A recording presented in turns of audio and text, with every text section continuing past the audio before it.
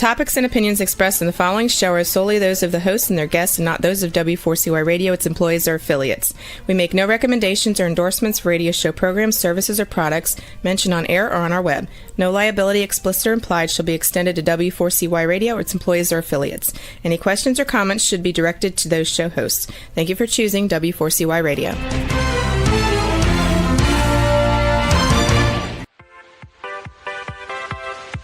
Welcome to the Ask Good Questions podcast, broadcasting live every Wednesday, 6 p.m. Eastern Time on W4CY Radio at W4CY.com. This week and every week, we will reach for a higher purpose in money and life, as well as a focus on health and wellness. Now, let's join your host, Benita Bell-Andersen, as together we start with Asking Good Questions.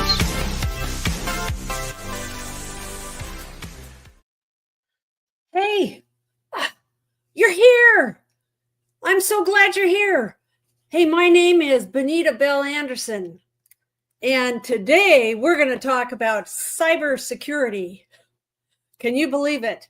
We are going to talk about cybersecurity, and I'm going to get you guys ready for anything that's out there with any bad guys that want to come and try to get you. So, got a slide deck for this, so let's get started. Oh, did you know? Every 2 seconds. Can you believe it? That's how often someone deals with identity theft and becomes a victim. Last year, there were over 14 million victims of identity theft and fraud. Can you believe that? It's unbelievable. So the problem is, are you one of those 14 million? Well, you probably are. I have been, I know that. And the statistics say most likely the past few years have given us record-breaking breaches. You see only a few of the big ones listed here. LinkedIn exposed data of over 700 million people. Facebook, 530 million, but Yahoo was the biggie with 3 billion accounts compromised. So these are only some of the breaches that have occurred in the last few years. Given those statistics, it's likely that your personal information has landed in the hands of a hacker. So in addition, new threats are exposed every day. Even as we sit here now, a vast array of cyber attacks are pounding at the walls of security networks built to protect you and your digital persona on the internet. So, and what I'm going to say next sounds a bit dramatic, but it's completely true. There is a world of dark forces and criminal networks that conspire day and night to steal your username and your password, obtain your social security number, open credit cards in your name, drain your bank accounts, and seize your computer to hold it for ransom. Can you believe it? So here's the challenge. This is from a book called Cybersecurity and Cyber War. And the authors of this book basically contend that a cyber world war is underway, and we're all involved, even though we may not know it. Our biggest problem, they say, is that we face a cybersecurity knowledge gap. Yep, that's why I'm here today. I'm worried for all of us, myself, my family, my clients, and the community. It's a serious growing problem, but I don't think it's a reason for despair. Most people don't realize how vulnerable they are and what they can do to maximize their security. We're going to change that today. By the end of the podcast today, I guarantee you will leave better prepared to protect yourself, your family, and your business from the quietly raging cyber wars that are targeting us all. All right? So I always say, start with asking good questions. So today I'm here to help you discover the right things to do to create a personal cybersecurity system that will keep you and your family safe. And first, you're going to take a short exam. Now, I recognize this is an exam that you can download. You'll see the link going across the bottom. Go to the download link at askgoodquestionspodcast.com, and you can download a copy of this. So I'm going to be referring to this, and this is where you're going to take a look and check on yourself and what you can do. So at the end of the podcast, and I'm going to ask you to fill out the action pledge, which is on the back. There's 2 pages to this thing. So there's an action pledge where you can say, okay, these are the things I'm going to do. This is a really, really useful checklist of things that you can do to help increase your preparedness. All right. You'll take 3 actions, and you'll make a plan for yourself of how you can take care of it. So I really appreciate you.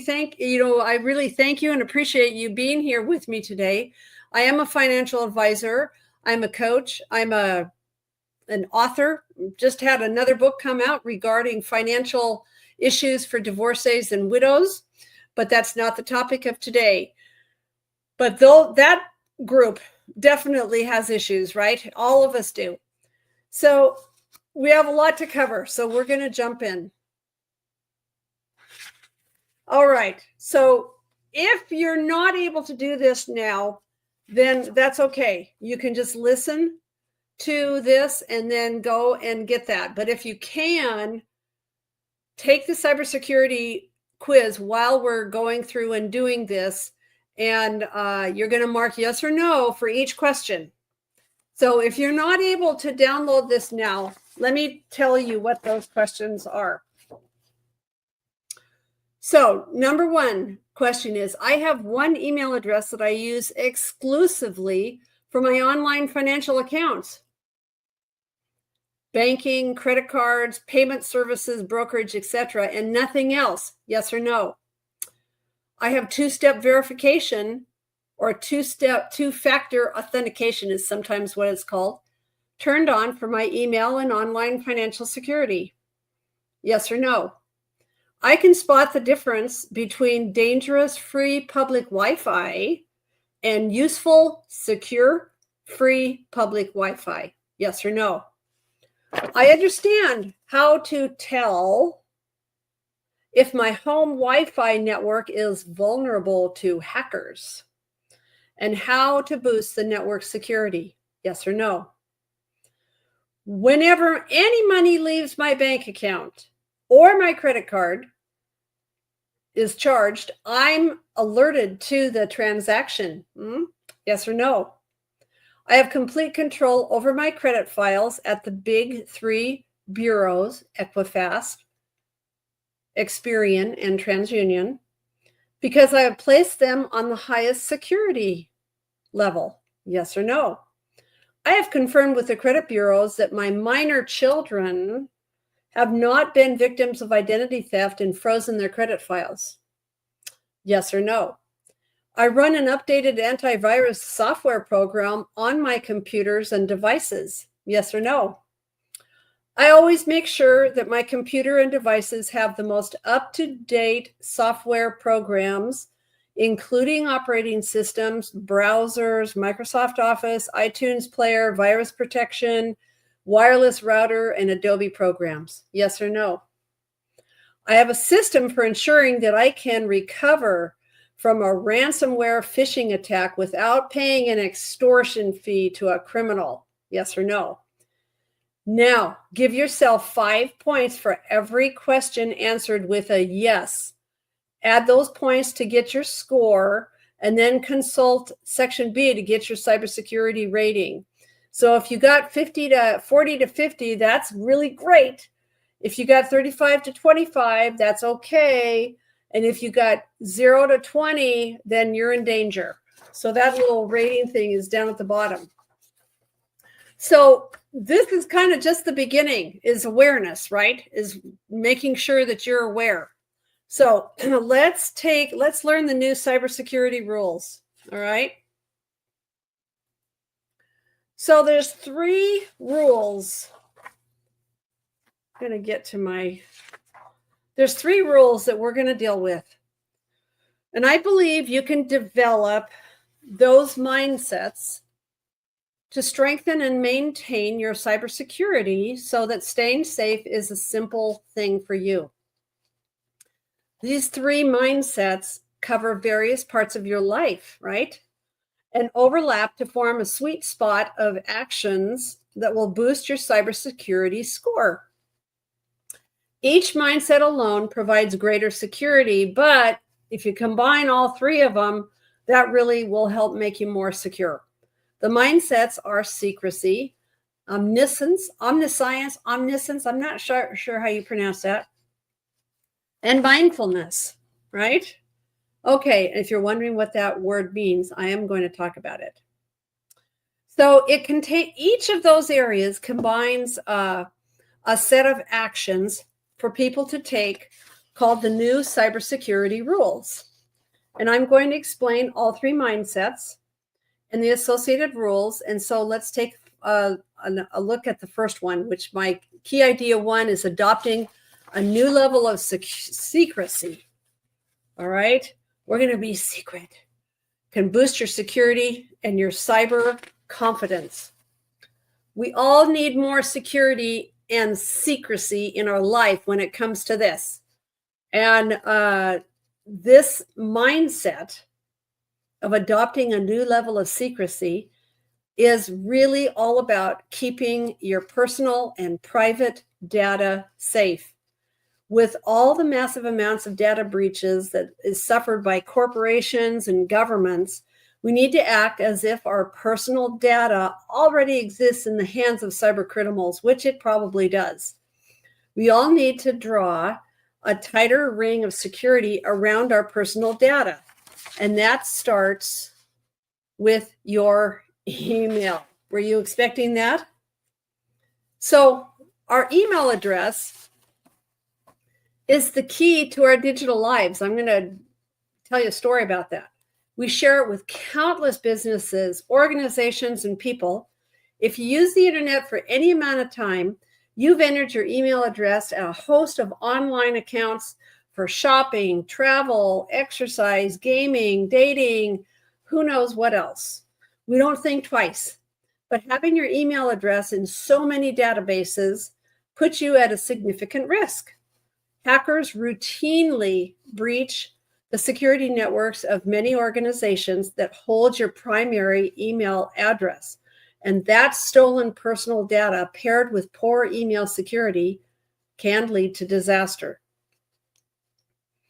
Here's what Robert Siciliano, who's the CEO of IdentityTheftSecurity.com, and he's a security writer, he says, "It has been said that if you own a person's email, you own the person.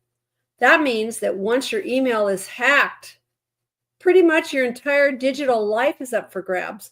So even if you've done your due diligence to have all your passwords be different, if your email is hacked and it's associated with your other online accounts like bank accounts, the hacker could simply use a reset password and get access to all your other accounts." Remember how at the very beginning I talked about having in the quiz, there was the very first thing was, do you have a separate email just for your online bank and financial accounts? So here's a story for you about this. This is of a professor and a software security expert who bet a friend of his that he could hack into her bank account. With her permission, he began. He first simply Googled her name and stumbled upon her blog and an old resume. From the blog, he got her personal email address and her old college email address from her resume. Now he was on his way. So he was able to use the forgot my password feature on her college email account to get in using the personal information listed on her resume. Once he reset that password, he was able to reset her current email address, having the link sent to her college email. Once he was in her personal email, he could reset her online banking password. Now, you may not care if someone hacks your Food Network or your Yelp account or anything else. It doesn't really matter, but you certainly don't want your online banking exposed in the same way. So that's why you need to create a separate secret email for your financial accounts. That email address should be unidentifiable. Don't use your name. Don't use your first name, your last name, your initials, or other identifying information. It should also be protected by a strong and unique password. So a separate email address reduces your digital footprint.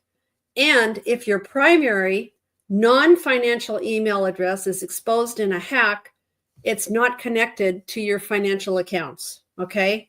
So this is a key step in boosting your security. That's a biggie. That is really a biggie. So we're going to talk about beating the password paradox. So we're talking about good, strong passwords, right? So here's some ideas on how to do that.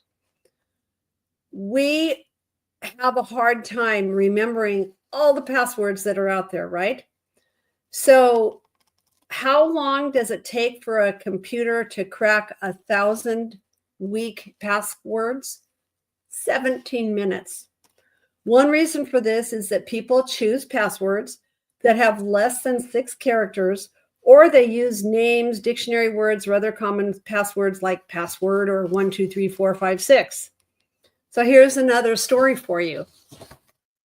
So this is a creative director that took the password paradox head on. Following his divorce, he wanted to focus on the positive aspects of his life. And instead of being annoyed when he had to change his password every 30 days for work, he decided to make a challenge for himself. So every 30 days, he would choose a new goal and turn that into his password. For example, his first password was forgive at H3R, which basically meant forgive her, and was directed to his ex-wife. But after 30 days, he changed his password to quit smoking forever. And he did. And he found a way to take the ordinary password and improve his life. So there's other ways to think about passwords as well. So, oops, I don't want to go there quite yet. You could create what's called a mnemonic. So a mnemonic is going to be a phrase with numbers or symbols. Like one example is a woman that I know that took the first line of her prayer she says every day and uses the first letter of each of the first 10 words of the prayer, right? So that's one way to think about it. She adds some numbers and symbols and it creates a very strong password. Or you could use a poem or a song lyrics or a phrase. So you see an example here with that.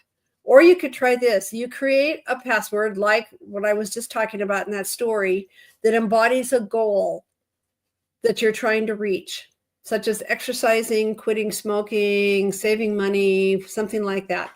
This is especially good when you need to change your password every 6 months. And each time you type your password, instead of it being a negative drag on your brain, it's something that's like reinforcing you. You're thinking about it in just a tiny little way. So you can get as creative as you like. By the way, on the back of your reference guide, which is also your test that you're going to download, over here on this side of it, there is information about a password letter to symbol conversion chart. So up here in this corner, you're going to find that will help you with creating some unique passwords. And there's something fun that's out there too. There's another technique called diceware. Here you roll a dice 5 times and record each number. You repeat that process 4 more times, so you have 5 5-digit numbers. Then you go to www.diceware.com and match your 5-digit numbers to a list of 7,776 words. You can also just go on the Diceware website and do that digitally and roll dice digitally. So those random 5 words become a password. So that's kind of fun to do. You may be thinking, how am I ever going to remember any of that?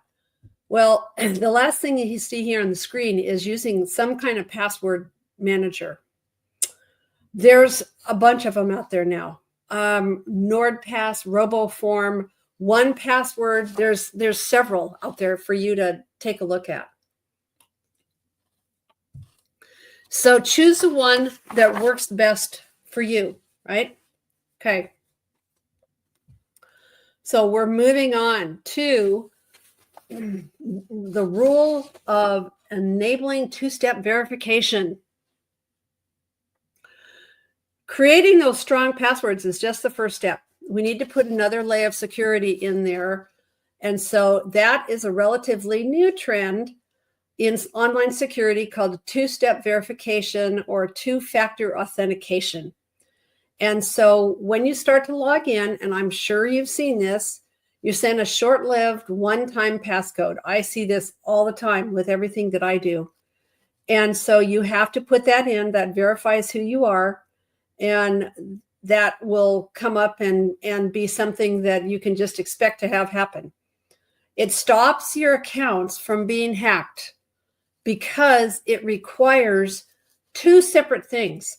Something you know, your password, and something you have, that temporary code. So even if a hacker has your password, he won't gain access because you have that passcode on your cell phone, and that's the only place where it is. So if you get a code and you're not trying to log into something, then you know something is up. And at that point, you need to go change your password and do something about it. You don't have to worry about entering a code every time you log into your account, because a lot of times there'll be a little box that says, trust this device or something like that. So that is always a good way to, I think it's a critical thing that you need to do every day. Okay, Wi-Fi. Do you ever go to Starbucks and want to log into their free Wi-Fi? Well, it's great to have free internet access, but it can be very costly if there's a hacker in the neighborhood. So absolutely avoid making financial transactions when you're out at some free Wi-Fi spot. What I do, and what a lot of people who are really thinking about this do, is use your mobile hotspot. When I'm at an airport waiting for an airplane, I use my mobile hotspot to log in to, if I need to do some work on my laptop, right? And so if you need connectivity regularly, you might be thinking about a VPN, which is a virtual private network. And that is a good option to think about as well. But probably for most people, if you just use your mobile hotspot on your smartphone, then that's probably going to be okay. All right, this next rule is going to be something that maybe you want to get your 13-year-old grandson, or maybe get the neighbor kid or whatever, because some of this might be a little techie. But you know what you could also do? Like, you could go, whoever provides your internet access in your town, maybe you could go into your office and have them help you encrypt your wireless router. There are some technical actions that a lot of people may not want to take. And so go get help. Contact somebody that's techie, or a family member that can help, or take your router into the office of whoever provides your internet access and get some help in some way. What you're going to want to do is change the default username and password.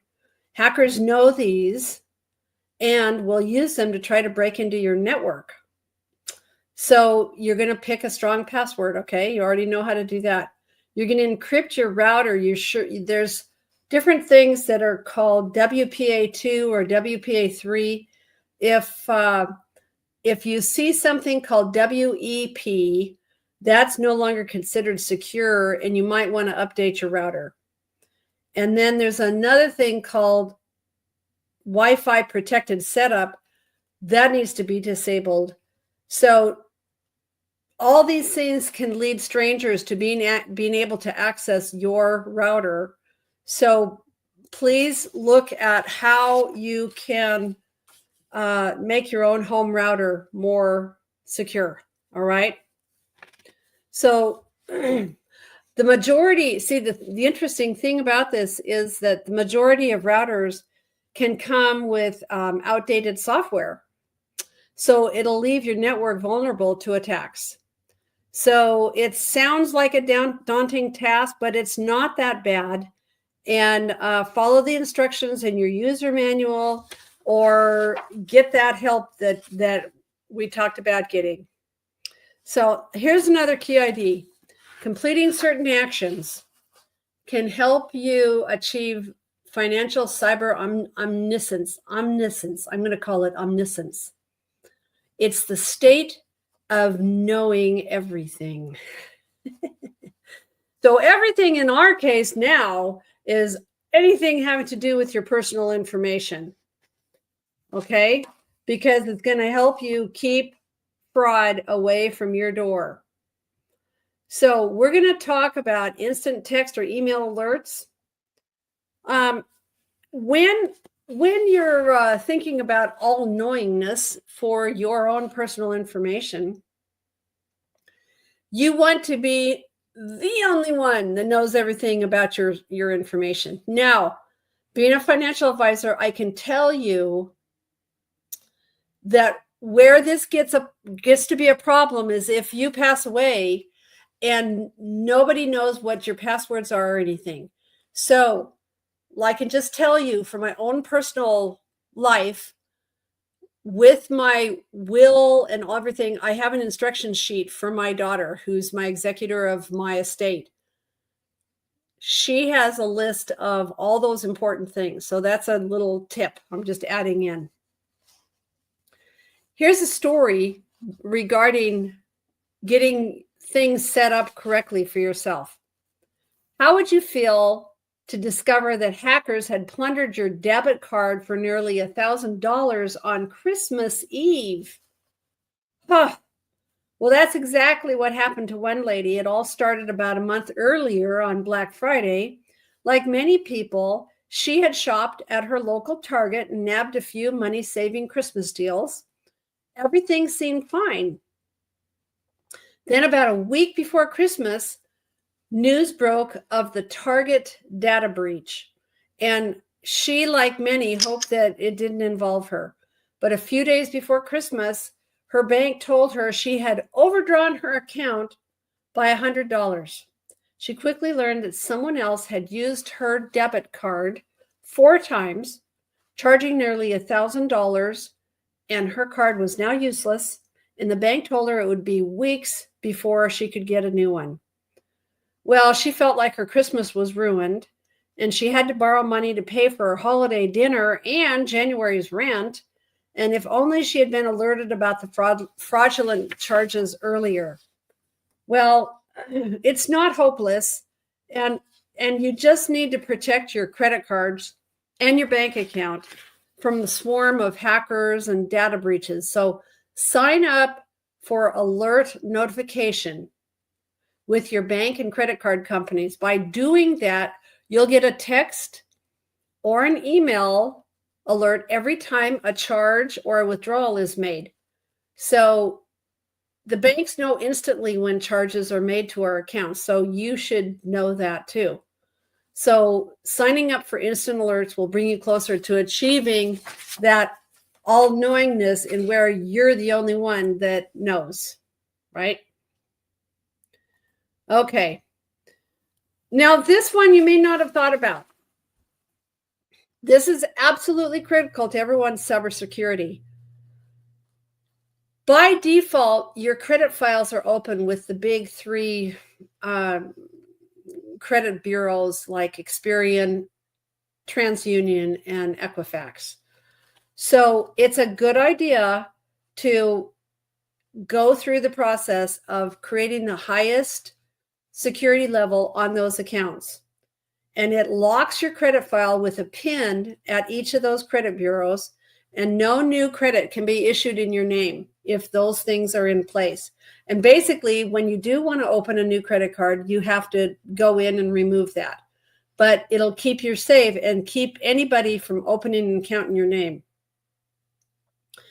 And it keeps you in control. It's way more secure than credit monitoring or fraud alert, because those things tell you after the fact that something has happened. But what's interesting about this is it's not just yours information. It could be your kids as well, especially maybe your teenagers who are not thinking about being safe. There are 500,000 children who suffer from identity theft every year. Can you believe that? So their clean records are attractive because there's nothing on them. And so childhood identity theft can lead to major problems down the road for an unsuspecting teenager who's coming of age. So here's what you can do. Parents can send a letter including copies of their children's birth certificate and driver's license and proof of address. You can first talk to the credit bureaus to see how to do this correctly. And if no report is found, then you're in luck. You should still periodically check on your child's status. And if a report is found, it's usually a sign your child has been victimized. Ask the credit bureaus to immediately place a credit freeze on your child's record and investigate further, right? So you might not even think about this, but you can now request a credit freeze for your child in every single state. Previously, it was dependent on your state of residence, but now it's a federal law. So just remember that it may be something that you may be surprised that you've never thought about before. Mindfulness. Are you thinking, what's mindfulness got to do with identity theft? Well, we need to be in a state of relaxed alertness when dealing with cybersecurity. Fighter pilots actually have an acronym for this state called OODA. Stands for observation, orientation, decision, and action. And then, of course, Zen masters use the phrase mindfulness. When Google, amazingly, completed their own analysis of worldwide cybersecurity practices, they also recommended mindfulness as a key part of cybersecurity. So basically, this deals with your own day-to-day mindfulness of how you go about things. So let's look at one rule here about your software. 9 out of 10 security experts say that running updated software is necessary for strong security. So out-of-date software is where hackers can plant viruses and all kinds of crazy things. So there's a big chance that people will not update their software if they're not paying attention. So 75 to 80% of computer hacks are related to outdated software. So they exploit holes in unpatched software, which allows them to install malware. So if you want to make sure that all your software and programs are all on your devices are up to date, then make sure that's on automatic. And that's also called an auto update, but just make sure that those programs are installed on your devices and that it automatically checks to make sure that it's up to date. Periodically go through your programs and uninstall anything that you don't need. I've gone through that and gone, what's that? I don't even know what that is.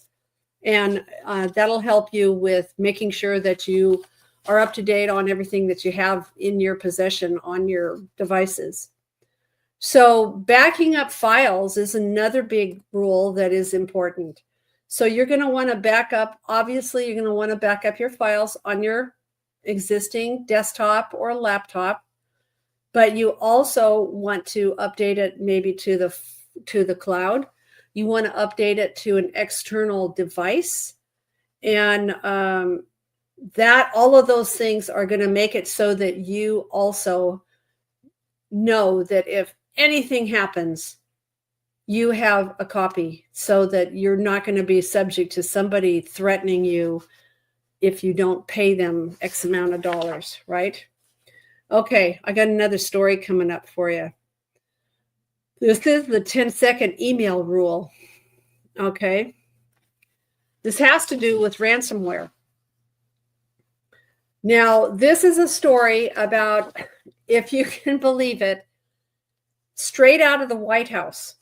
The wife of John P. Holdren, who's the assistant to former President Obama and former director of the White House Office of Science and Technology, received an email. This is the wife of John. She received an email which she believed was from her husband. And it said, it asked for the password to their Xfinity phone and internet account. Now, the very first thing that she should have done is called her husband, right? Mrs. Holdren did not do that, though. She sent the password and went about her day. But she hadn't sent the password to her husband. Rather, she had sent it to a political hacking group who, with the password, redirected all of the Holdren's phone calls to the Free Palestine Movement line. The Holdrens joined a long list of victims, including CIA Director John Brennan and Director of National Intelligence James Clapper. So had she known the 10-second email rule I'm about to teach you, she may never have fallen. Well, like I said, she should have called her husband first. So this is an acronym. It stands for examine, message, and inspect links, right? So let's take it one step at a time. The first half of the acronym is examine the message. Phishers try to get at us from, all different ways. But, there's warnings that they'll send, like warning, account closed, security alert, things like that. So we need to discover the true sender of the email. And phishers can spoof the from line to appear to be a legitimate business. So you can determine the true sender by hovering your mouse over the display name. And a small box is going to appear with the true email address. Other suspicious things to look for is like customer or sir or madam instead of your name, or poor grammar or a vague signature line with false contact information. So you should also be suspicious of unsolicited emails with attachments. Don't ever click on an attachment. If you get something that looks like it's from your bank, you call the bank to see if there's a problem. What presents itself as a resume or a receipt or a payment could be an exe file that plants a virus on your computer. All right? So you're going to inspect the link. And so you're going to hover like the little picture shows you there. You're going to hover over it. So here's another story about this. I think stories illustrate things better than anything. Now, this is a British journalist who was less than an hour away from a really important deadline. And so she was doing multiple things, and she spotted an email from Yahoo, and it told her to confirm her account details immediately or her account would be shut down. Anytime you see something like that, it's like, really? So under pressure, and she was needing important information, she clicked on the link and filled in personal information. She should never have done that. Immediately, her screen went blank. And she had been phished. So the phishers then attacked their new targets, which was all of her email contacts. And there were more than 1,000 people in her email address book who received an email that said she was robbed at a hotel in Spain and needed money. She was locked out of her computer and was forced to close her banking accounts.